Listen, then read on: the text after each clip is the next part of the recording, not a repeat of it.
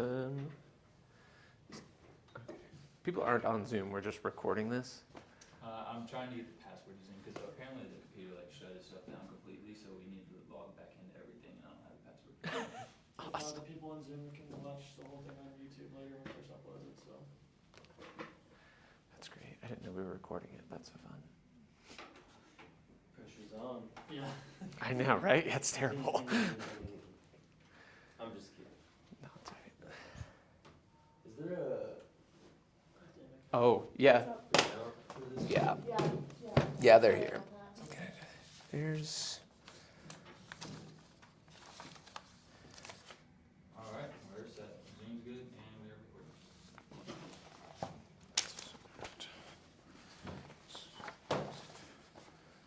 Thank you.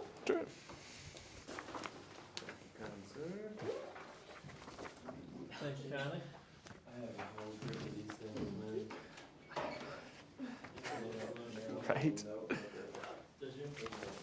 Shit. Yeah. What is that for? Yeah. Oh, Because there's 20 sessions, oh, right? that's so confusing. 20. Are there 20? 20 midnight sessions. Wow. Yeah, I think that sounds right. Yeah. Sweet. Okay. So you guys have done 2 sessions so far, right? Correct. Okay. Cool. What did you guys cover in the first 2? Or yeah, what happened in session 1? Spark your career. Mm. We talked about the 6 personal perspectives. 80-20 accountability. Self-mastery, move from E to P, Cool. be accountable, Okay. Cool. And then what about section 2 or session 2? embrace your job, Mm. the 6 core competencies of a business. Wow. Okay. This is really different than Ignite when I did it. They changed it up, so it's kind of different. Okay, cool. So today we're doing Connect with Your Market. But before we get into it, I'd just love to hear like a little bit about each of you. I really didn't think I was going to be like standing in front on camera. Like I much prefer to like sit in a circle and talk about these things. It's so I'll kind of, oh gosh, that's so weird. I'll stand up here, but yeah, I'd love it to be much more of a discussion. This is supposed to be Connect with Your Market. I thought it was about like connecting with your sphere. I didn't realize it's more about like understanding market data. So would have signed up for a different one probably. So yeah, this is not, I don't think, of my expertise at all. So I had to learn a couple things when I was prepping for this. So, but I'd just love to hear from each of you kind of like why you got into real estate, what you're excited about, what your goals are for your first year. So let's do those 3 things. Start us off. I'll go first. So why I got into real estate? Well, first, my name's Cameron. Got into real estate to have the ability to be able to help people through the daunting process of either buying a home, specifically buying a home, but also selling a home, just because it's a very scary process, especially for your first time. So just being able to advocate for somebody and help them along that process, which is given, I feel, throughout my life would be a satisfaction to me, just knowing I can provide that help to them. And as far as goals, my goal for this first year would be to close on 10 deals. Nice. Yeah. Cool. Awesome. Monica? My name is Monica. Hi. Hi. So I joined real estate because I really like the aspect of business, and just like Amy, it's more so I love business, and real estate just happens to be a byproduct of it.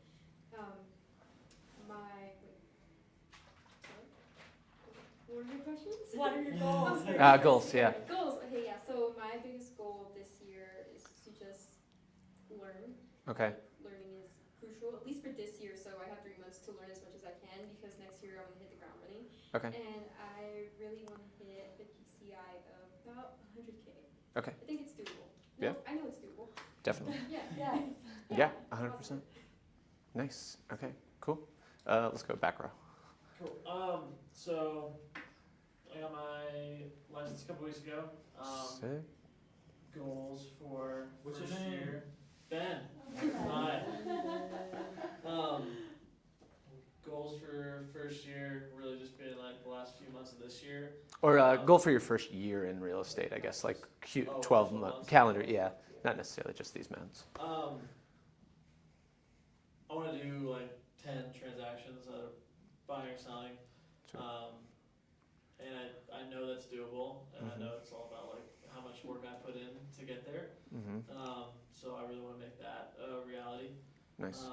And then the reason of getting into real estate, I just had a really, really good like personal experience with my family buying our first home. Cool. Actually with the PCS Pro team when we Nice. moved here. And it just kind of opened my eyes, and like I realized I wanted to be able to do that for other people too. So Nice, fun. Cool. Are you doing solo or are you going to join team? solo right now, Okay. but I just did the what is it, the KPA last night. Oh, yeah. Because I do want to join a team. Oh, really? That's Okay, my, cool. like, career path plan. Okay, fun. How'd you like the KPA? This is wild. It's like the weirdest, yeah. Like the first Oh. section where it was asking you like, are you caring, are you mean, are you whatever, I was like, this makes sense for personality test. Okay, cool. Yeah. The whole thing was like that, and then it just had me make these sentences out of words. I was like, Right? my head was exploding. Those were hard, yeah. I really like the 3D modeling thing. I was like, this is great. What a fun game. Like, but, yeah. The 3D modeling is like, okay, yeah, that's That's cool. pretty Like, Yeah. you can visualize, but Yeah, the rest of Yeah. my brain is about Creating to explode. sentences. So I'm excited to see what the results of that are. Like I said, just did it last night. So Right. I'm gonna go over Well, the that's, yeah, and you don't get the Chris? results. Yeah, it's like, Yeah, I'm really curious what that even grades or assesses. yeah. So it'll give you, there's like, I don't know, 150 different positions within real estate, and it'll give you like a rating score for your best match for that. So it'll say like, you should be solo agent, like there's a 97% match, or maybe you should be like, I don't know, CEO of a market center, there's this match. And so for whatever position you're thinking about, it'll tell you, yeah. Cool. pretty cool. So, but yeah, that being said, I got like a 5% match for being a solo agent or something like that, and like 100% match for being like showing agent or something, and with like no responsibility. And I was like, that's not what I want. I want to be solo agent. Yeah. And so, even though it gets a cool test and is really helpful, and there was some really cool insight in it, sometimes I was like, it doesn't match though. So Yeah. yeah, everything with a grain of salt. I feel like too with that is like there's so many different ways to be a solo agent, and Yeah. just because you don't fit in this assessment's like ideal, this is what a solo agent Yep, is, doesn't 100%. mean you can't be one. Yeah, So- for sure. Yeah, nice. All right, cool. John. Yep, I'm John Summers. Got into real estate after having a really good experience with a realtor Mm. in a really shitty situation when my dad passed away. Mm. And the compassion he showed, the care, and he went way above and beyond his duties of like he facilitated a estate sale. My dad had like a full cabinet shop in the basement with these massive industrial tools that he figured out how to sell. And Wow, we that's couldn't. awesome.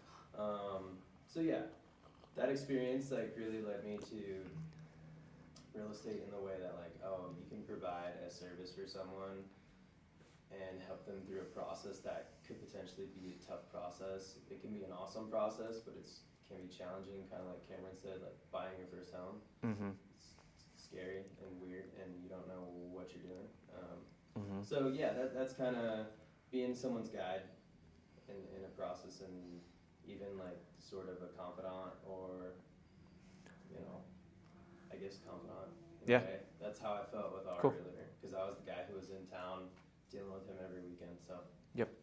yeah, that's really what drove me to do this. Goals, I would say, man, like 7 to 10 transactions, but one of my big goals is actually to buy a new house for us and turn our current home into a long-term rental. Sweet. So that's like I would like to start into that investment properties road of real estate as well. Okay. So, Cool. Sweet. When you get there, yeah, let me know. I've got 2 houses now, and Do since just in the last 2 years, cool. It's been incredible. I've yet to, or actually, our second purchase didn't work out as well, but our first, I didn't pay my mortgage my entire first year. Yeah, we like house hacked, and the Airbnb covered my entire mortgage Nice. all year long. It was insane. Yeah. And now that house cash flows like $1,000 a month for me, That's awesome. like in Colorado Springs, which is unreal. That is really good. So it's definitely, yeah, like I think investment properties in the Springs are really hard, but if you find the right one, it's like, it can be really cool. Yeah, I have like a 10-year goal to have at least like 7 Yeah, properties. sweet. Kind of like working towards that Awesome. passive income side of it as well. Cool. Yeah.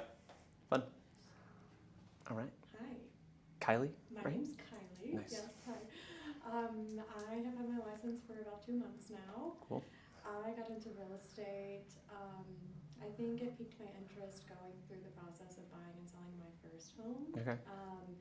I realized that I've always had an interest in business, and I think that this is one business where I've heard this term so much and it applies. Just create a life worth living. You can work on yourself and can feel good about the work that you're being able to do for other people as well. My goal for my first year, the number that I've had in my head is to do 10 transactions in the first year. Cool. Mhm. Awesome. That's exciting. Fun. Cool. Well, I'm Dan. I've been an agent for just over 2 years now.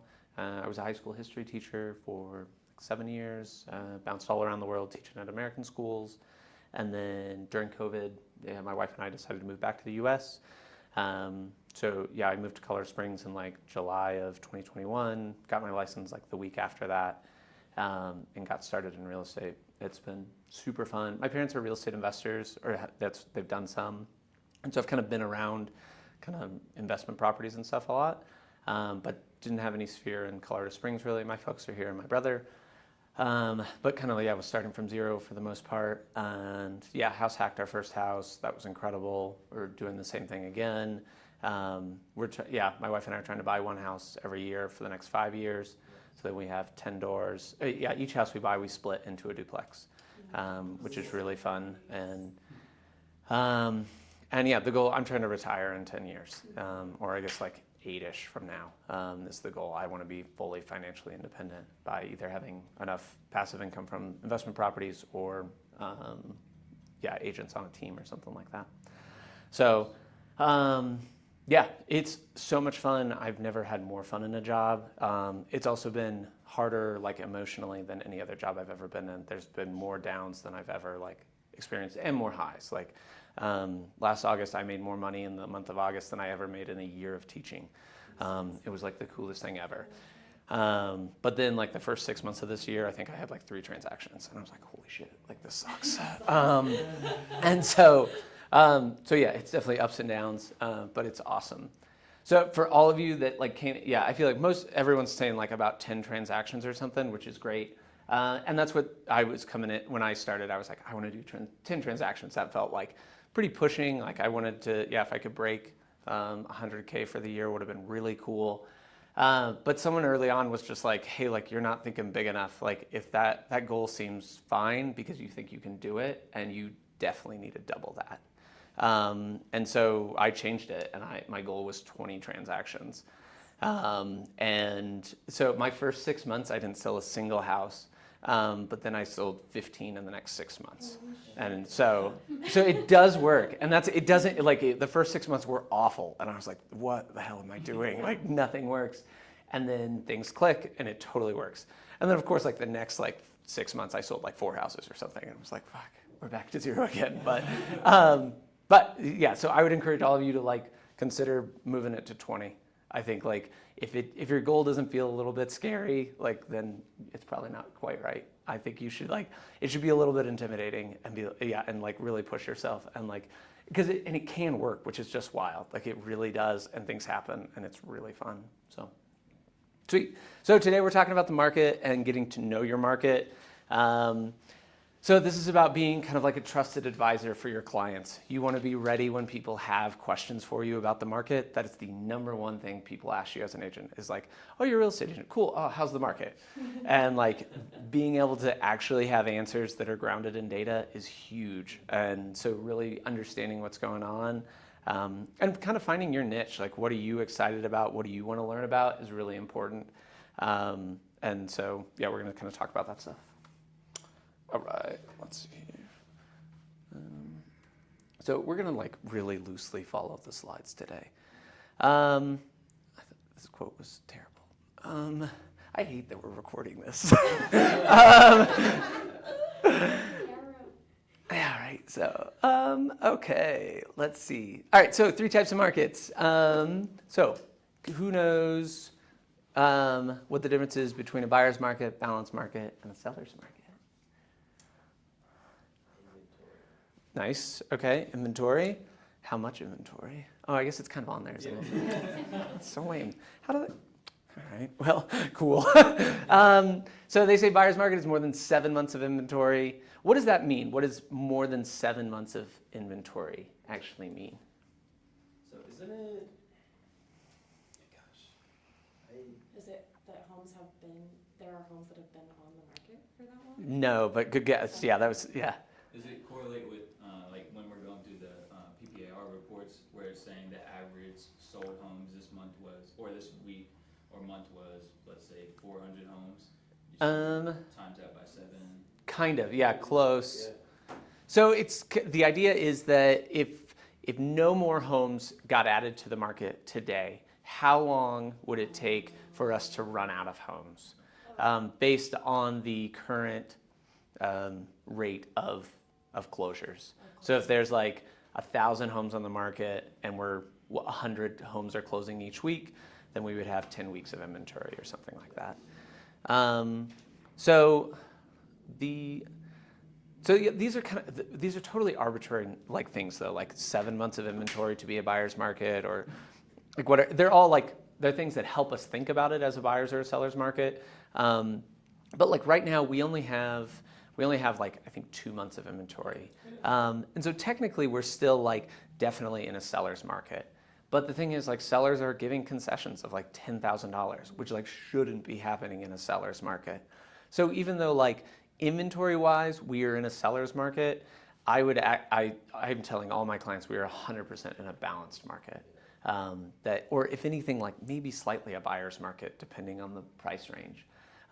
So these are good indicators to know and to be able to talk about and explain those ideas to your clients. But they're also important to like know that they're just arbitrary numbers that people made up to like create these things. Inventory is the number of properties for sale in the market. Yeah. So who knows what the inventory is for El Paso County? 2,000. Nice. Yeah, about 2,000 homes right now. It's a great thing to know, just to like be up to date on like, and it's so like the number of 2,000 doesn't really mean anything to anyone. If you tell any client, they're gonna be like, cool, is that good or bad? So it's really knowing like, is that good or is that more or less? And are we going up or down? So inventory is going up right now, I think. Yeah, and there are more and more homes on the market, it's being able to explain those things to your clients and say, hey, there's more and more homes on the market. If you're buying, like, this is great. There's more options for you out there. Homes are sitting longer. Sellers are having to give more concessions and stuff like that. Or if inventory is going down, it can be a good thing to tell your sellers and say, like, hey, like, inventory is going down. There's less homes on the market. Like, you're going to stand out more. Like, there's more buyers and stuff like that.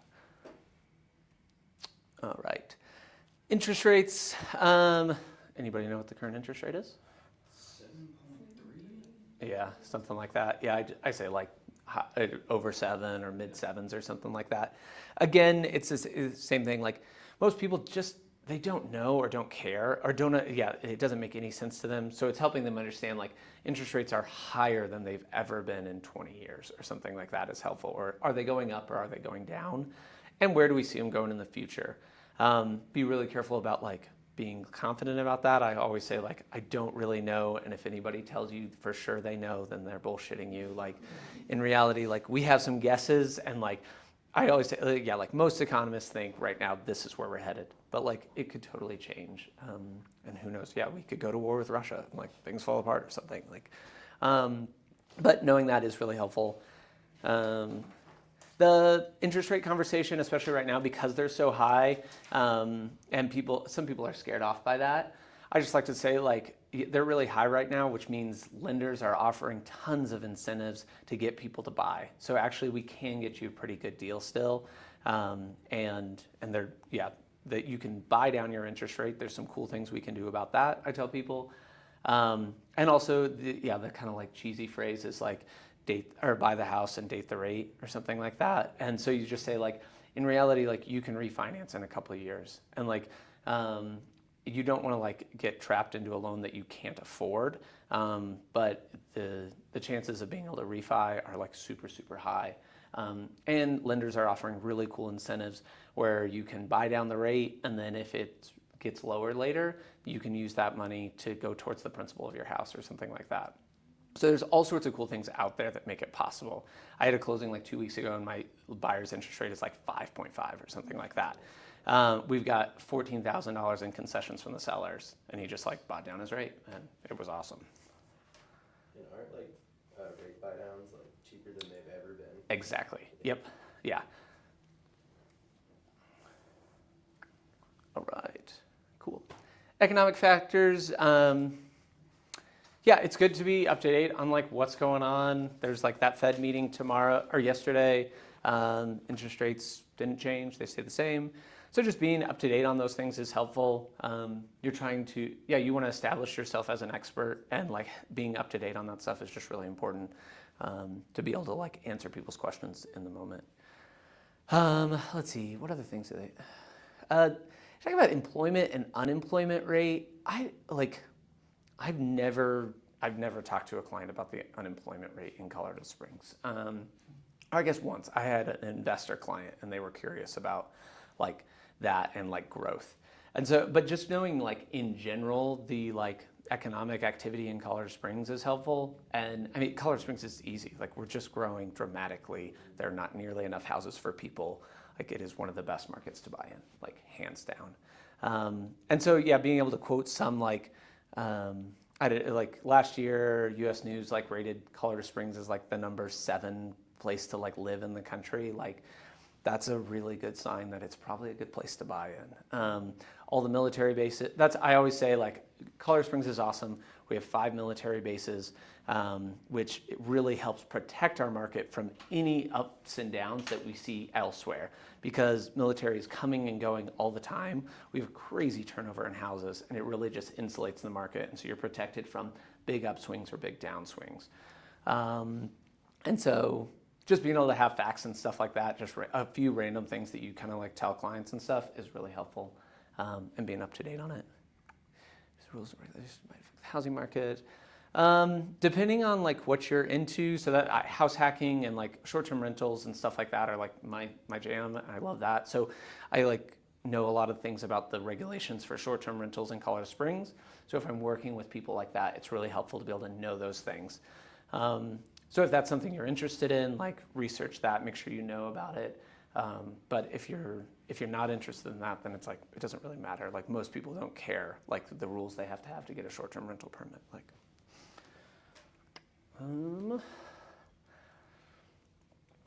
so some people do like really hone in on a single neighborhood and try to become like the agent for. Try to be like the agent for a neighborhood. And that can be really successful. I'm moving every year as I like buy a new house and move into it. And so like I haven't really done that. I've just tried to like get to know that area while I'm in it, but not necessarily become like that neighborhood's agent. Like some people do, a postcard once a month to their neighborhood, or they call it their farm. And it's like they choose an area and it's like, this is mine, and I'm gonna like block off this like, I don't know, 1,000 houses or 500 houses or something. And they add that to their mailing list and like really hone in on that specific area. And that can be a cool strategy and really good to do. But I think just the more you know the city, the better. How long have you guys all been in Colorado Springs? I've lived here for about 10 years. Okay, awesome. That's it times you. Okay, yeah. And that's, I've only been here for like 2 years. And so it's been like, people like talk, they're like, oh, do you know this thing up on Barnes? And I'm like, is that a street? Like, fuck. Yeah, right. So I think, as much as you can just I mean, it's like just get involved with as much of the city as you can, and like pay attention to street names, and try to always like, just go see houses all the time for fun. Like I go to see houses with my wife all the time. I saw one yesterday for myself, just for kicks. I was like, that house looks cool, and I just went and saw it. And it's just, you're just getting to know the market more and more and more, and being comfortable with like, I've been in this neighborhood, I've seen the houses in this neighborhood, I know that, yeah, this neighborhood's shitty, I know that these ones are nice, and like price points and stuff, being able to be on it a little bit is just helpful. And also going to see houses is a great excuse to hang out with people, especially if they live nearby. Just to text a friend and be like, hey, I'm going to see a house nearby, want to come hang out with me? And it's a great way to like, they get to see you as an agent and see you doing agent things, and you're just looking at a cool house together. It's really fun. All right, cool. Any ahas or things that you were like, oh, that's cool, I should definitely do that? I think for me, I need to understand the neighborhood and the city a lot more, because everybody I'm sure has been here a little bit longer than I have. I got here 4 months ago, so like. Oh, damn, when you were okay, saying, yeah. Like, do you know this? I'm like, I have no clue what you're talking about. I couldn't even tell you like what street we're on right now. So I'm just really understanding the city. I need to hone in on that for sure. Cool. Because that could definitely be helpful to clients, especially the military when they're just moving here. Having little tidbits on like where good place to eat and stuff like that is. Yeah, huge, nice. It's a great excuse to just go out, try different restaurants and stuff. It's perfect. Spend more money. Yeah, right. Yeah, cool. All right, let's see, what else? All right, so learning your market. They talk about the lore, which is the language of real estate. This is just kind of like, it just comes from being involved in it and part of it. I would say come to the office as much as you possibly can. Like, just come and hang out. And like, when you hear Jonathan and Corey talking in the corner about a land deal, like, just go over and listen and jump in. And like, I've learned so much from just being in the office. I think it's one of the biggest resources we have as agents. And like, yeah, I don't take advantage of it as much as I could. I think just being here is huge and really helps you like learn all the language that you need to be able to talk about deals, and just know about the market and what's happening and really being involved in it. I don't know what that means.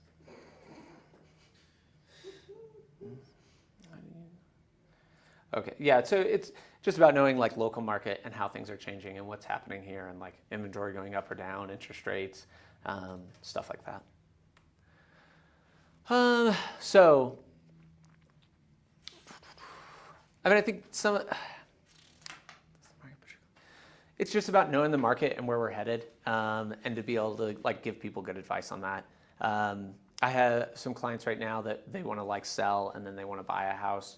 And yeah, it's been a big debate of like, do they do it now when like they probably won't get as much from selling their house, but they could probably get a better deal on their buy, or do they wait till next spring when like interest rates maybe come down and like prices probably start going up again, so they could sell for higher, but then they're going to have to pay more for the next house, but their interest rate might be lower. And so your goal is never to like tell them what to do. It's just to be able to give advice and explain the situation. I always say like, I'm in charge of the process, you're in charge of the decision. And so I explain the process and like, hey, these are the things we can think about. These are the things you should consider. But at the end of the day, it's always their decision. And it's really important that they hear that and feel that, or else they come back to you and they're like, why the fuck did you tell me to buy this house right now? Or like, probably can't. Jesus. And so, yeah, and it sucks. And so like, just, yeah, making sure like they're making that decision, and you can give them advice, but it gets complicated sometimes, and you're like, you want to say like, oh, I would do this, but it gets a little too like, that's what you should do. And so being careful of that's really important. But just knowing what's going on in your market and being able to give that good advice is spot on.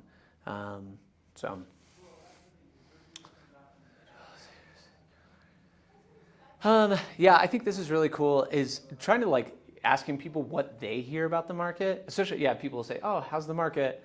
And you can talk to them about it, or I always say like, oh, it's awesome. Like, what are you interested? Are you interested in selling or buying? Or like, or say like, oh, it depends which market segment you're interested in. Like, low-end market is still actually pretty busy right now. I've gotten like, there's been multiple offers on houses, but anything over 500 is definitely sitting for a bit right now. And then asking them questions and trying to figure out what are they thinking and hearing is really, really helpful. Because people hear wild things, and that's what they believe. And it's always just good to know, like, oh, okay, your average person like thinks that like the housing market's going to crash, and don't realize that like it crashed in December. We came down like almost 10%, and like it's definitely not going any lower. Like there's no chance of that. Like, and so yeah, just being able to like understand where are people getting their news from, and asking, oh, where did you hear that, or where did you see that, and trying to stay up to date with that. Like I love clicking on just like, I don't know, Wall Street Journal or Fox News or CBS, any other random like major news thing. If they've got an article on real estate, I want to read it. And I'm usually really critical and thinking like, this is probably garbage. But I know that like 90% of people are absorbing it as truth. And so I need to be prepared to talk about it with them is really helpful. So yeah, figure out where does your sphere get their info from? What's the grassroots approach? I think it's talking to people. Yeah, go to where your people are is what it says. And yeah, how are they learning about the market? So yeah, if you're interested in like real estate investing, there's tons of real estate investor meetups around town that are really cool, a great way to learn. Yeah, House Hacker Mafia is run by the guys at Renjoy. They meet at Goat Patch Brewery every other Thursday. It's awesome, tons of really good information. They were super helpful. Yeah, if you just go on meetup.com and look for real estate investing, there's tons in Colorado Springs. Just avoid the ones that are like sponsored by like Pine Financial or a lender or something like that. This is just going to be a sales pitch. But if it's run by, sometimes the realtor ones are also really salesy, but some of them are actually cool, and it's just a group of people coming together to learn, and they can be really, really awesome. All right. Yeah, this is about headlines and like,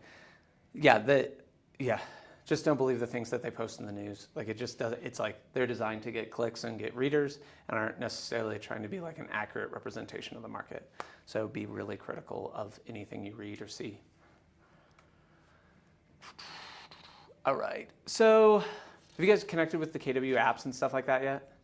Okay, sweet. So Command is awesome. Like I absolutely love Command, and I think it is such a powerful tool, and I recommend like using it as much as you can, learn as much as you can about it.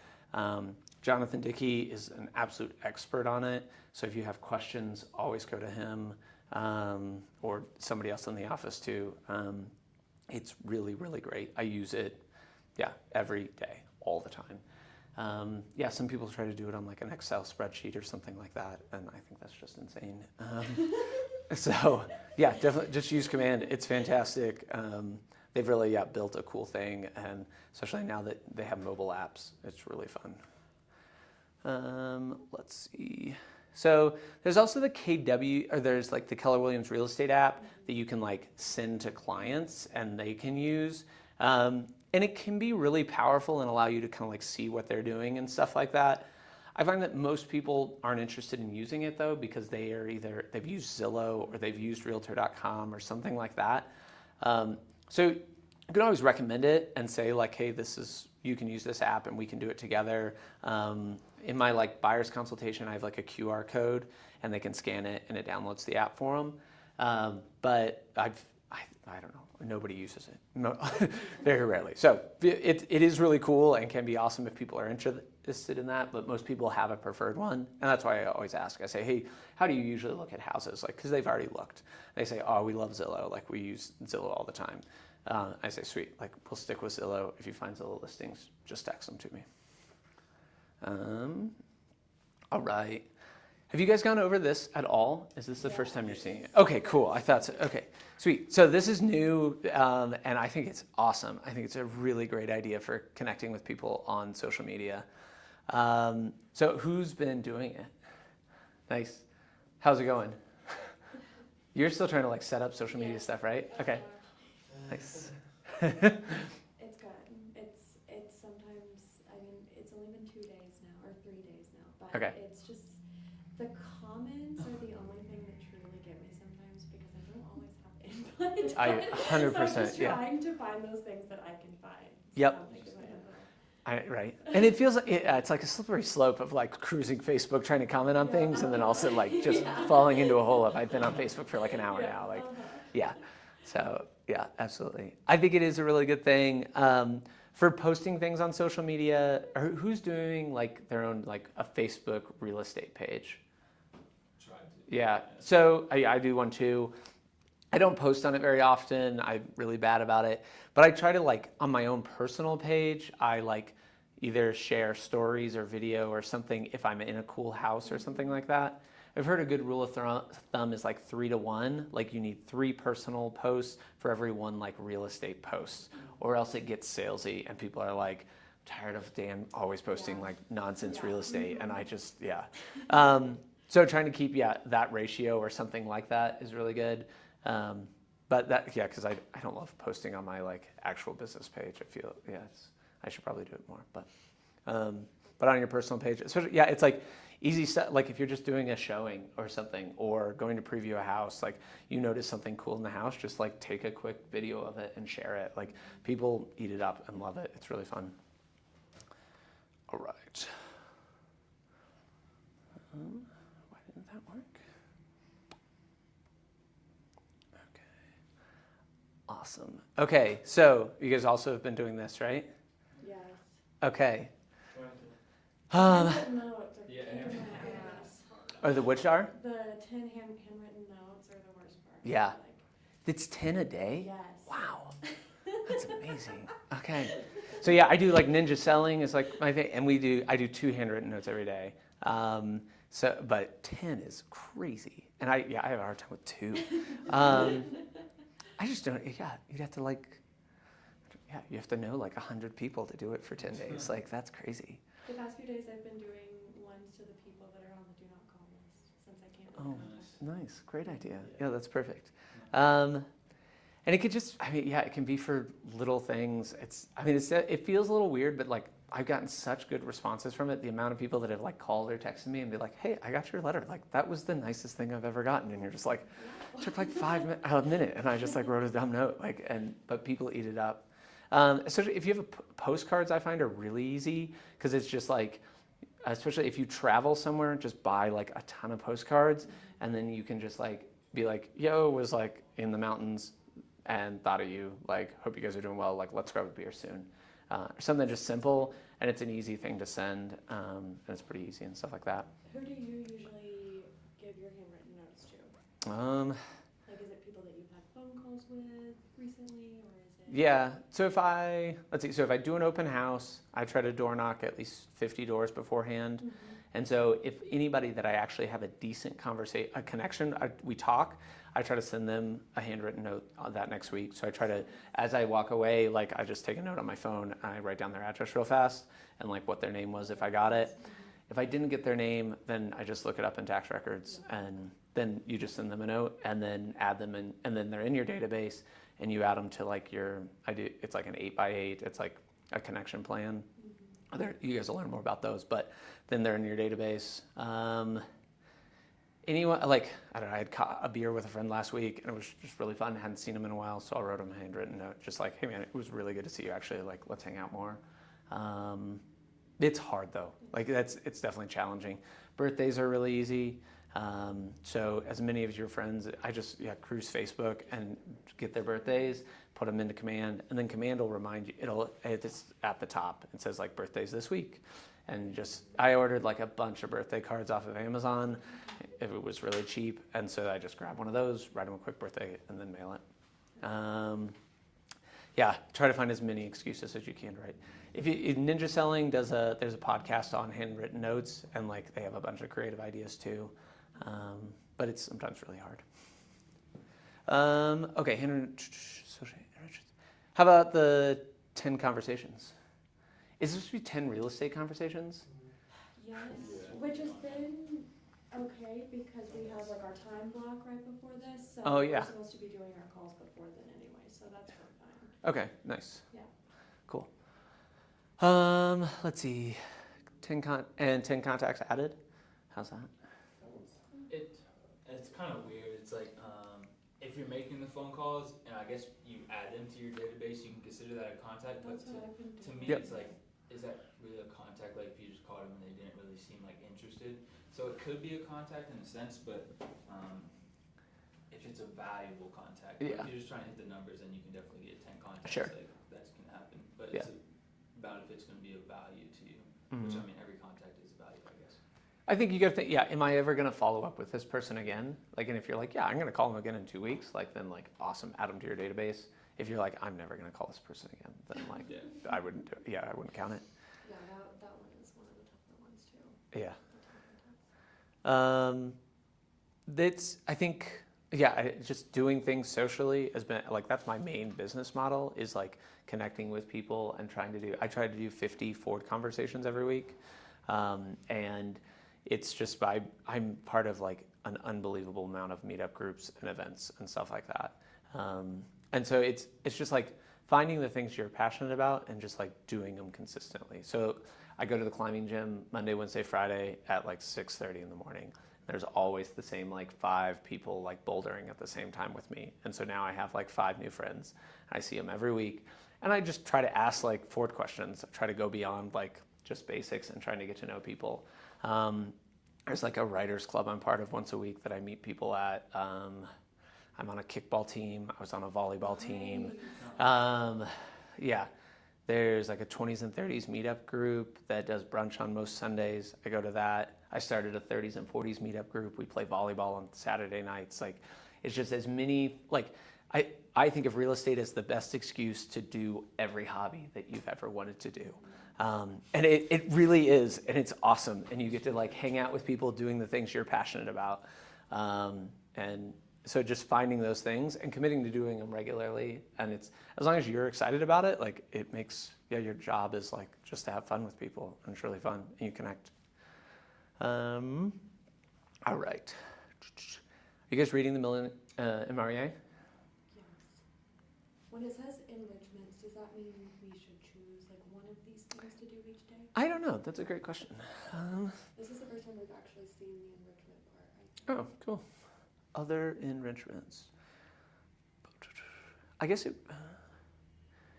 I think, yeah, it'd be probably like any one of these things you could do. So the Market Center report, so I think that Tuesday morning call is the most valuable thing you can do to getting to know your market. Like, it's everything you need to know in like a quick 30-minute thing. It is super, super valuable. I absolutely love it. Previewing homes, yeah. Take an MLS course. Yeah, I'm sure you guys have tons of courses you have to take right now on CTM or other things like that. Definitely do that. Yeah, for the lore of real estate, just coming into the office and being here, like it really is just huge. And trying to talk to people. And like, I don't know, if you've got a question about like a contract or anything, like just go ask people. It's really fun. It's crazy. All the like rockstar agents that are doing like 20, 30 transactions a year, and they like drop whatever they're doing and will like go through a contract with you and like help you write out a provision or something like that. And it's really fun. The MREA, they usually do like a book club for it, and they meet like once a week, and I would guess that'll probably start up here in a couple weeks. So you could, I don't know if I don't know if I would read it right now. Like, you can if you're like into that, and that's fun, but like it's a lot, and it's like a bit like it's and there will probably be the book club coming up. So I would probably like focus on other things but still plan to read it. It's amazing. To me, it's a little too textbook. Yeah. It's like, night night. It's one of those where- Yeah, no, yeah, you cannot read that before bed. Oh no, I mean, unless you want to fall asleep. Yeah. It's perfect for that. Because it's like very much like, it feels like a textbook, Yeah, which is good. Yeah. I think that's what it's kind of meant to be. yeah, it definitely is. Yeah. Yeah, it's cool. All right.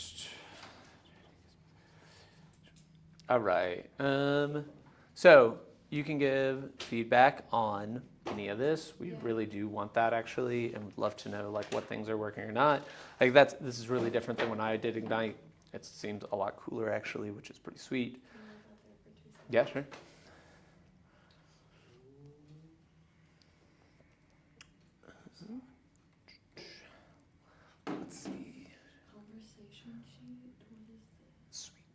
Cool. So that's kind of it for getting to know your market. Like, it's just important to be knowledgeable about it and get to know it, and try to connect with your people over it. It's really fun. I think that, yeah, the Tuesday meeting's huge, and the Wednesday meetings as well every other week. Mhm. Both of those are just super valuable, and it's a great chance to essentially get all this information with zero effort. You could try to like go find it online and look at stuff, but it's just show up to those meetings, and it's awesome. All this data is available like on the MLS. Do you guys know how to access like the data reports and stuff like that? So like, yeah, you can get anything you want on there, but it's like, yeah, I think Chris does a better job of it, and it's Chris does it all for you. right. Yeah, and it's like simplified. It's in this great spreadsheet. Like, And they show up to get free food. And Yeah. right? It's a win-win all around. So, yeah, I have the spreadsheet. Like, I have a shortcut on my phone for it. So, like, if anyone, I can pull up that data at any moment and just like look at it. It's great. But yeah, sweet. Awesome. Any questions or things you guys want to talk about? There doesn't have to be.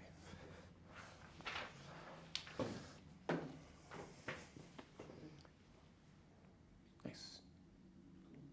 All right, what's your plan for the rest of the day to be successful? Finish our, 10, 10.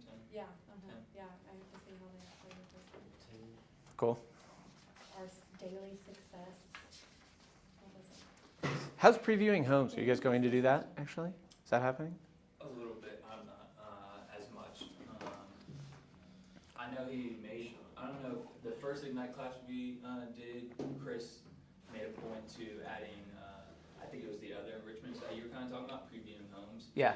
He also put 10 preview homes, maybe not that day, because that's a little excessive. No, I'm making it just throughout the 10 a week. week, right? Yeah, Yeah. 10 a week. Mhm. I think that'd be really good, actually, just like going, because it gives you the understanding of the local market, if like you're trying to farm out a specific area. Yes. And it's great practice because like lockboxes suck and like finding them is hard, and like sometimes the apps don't work, and it's like it sucks to have like buyers looking over your shoulder when you're trying to do that, and like so doing it a bunch of times alone is like really nice to like figure out those systems, and yeah. I think So that's the best part is going to look at homes. I love it. 100%, it's so much fun. Yeah, I love working with buyers. I love looking at houses with people. It's a great time. Yeah, it's fantastic. So I think I did an open house this last weekend, and then Nice. I had a preview set up for after it, just Okay. in case someone else was right around the corner. Yep. But it was like cool to like see kind of the difference and be able to really compare after sitting in a house for 4 hours hanging out. And, like, Yep. Just opening every door and cabinet. And Yeah. Going to a different one and doing kind of the same thing.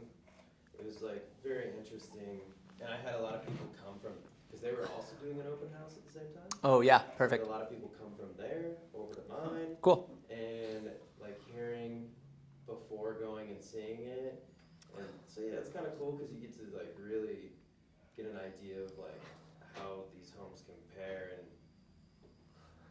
Yeah. kind of, it was 30,000 more on the other one. Okay. Yeah. And in my opinion, like, it wasn't near as nice. Maybe Awesome. a little bigger, right? Yeah. And that's great. I think, yeah, it's awesome to go look at both and say like, okay, why is this one more? Do I agree with it? Like, and that's really hard because like, yeah, agents suck sometimes, and you're just like, man, this seems like really like poorly priced, and you're like, am I doing this wrong, or did they do it wrong? Like, but yeah, it doesn't make any sense. But it's fun to be able to compare them and try to see like, okay, why did they do this? And yeah, that's cool. Nice, fun. Yeah, I think like these things, like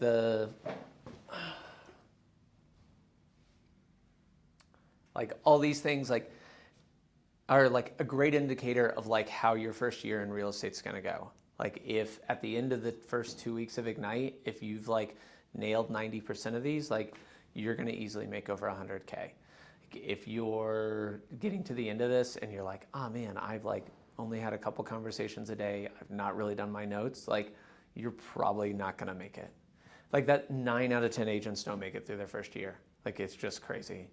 And it's just, it's a grind. Like, and it's choosing your system and committing to following it 100%. and just saying like, okay, this is what I'm gonna do. I chose ninja selling. Like I read a couple different real estate books. I was like, this one seems like the best to me, and I did it. Other people do other systems, and they also work 100%. It's finding the one that you're like, oh yeah, this is who I am, and then just doing it, and like, yeah, and committing to following through on it. And it sucks sometimes, and it doesn't make sense, and it's like, this is so boring, and I don't want to make calls or whatever. But if you do it, like, it does play out, and it's just a numbers game. Like, if you make enough calls, like, you get the results, and like, you guys all like are in real estate for like good reasons, like you like positive experiences with realtors or like caring about people and stuff, like, and that's awesome. Like, but unfortunately, like, that's only like 10% of the job is actually interacting with people.